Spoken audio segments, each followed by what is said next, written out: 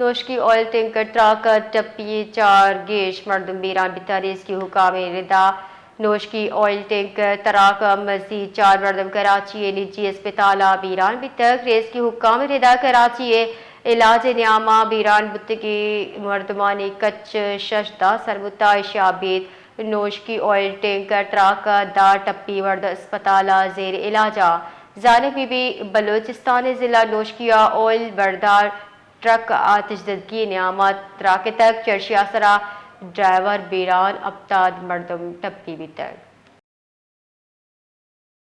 کراچی میں Noshki oil tanker حادثے کے زخمی 4 مزید افراد جاں بحق ہو گئے۔ اس حوالے سے تفصیلات دیجیے حیات بلوچ۔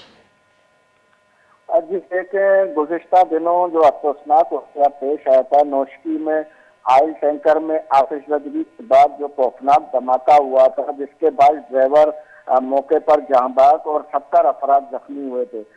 دھماکے کے 17 زخمیوں کو علاج کے لیے کراچی منتقل کیا گیا تھا۔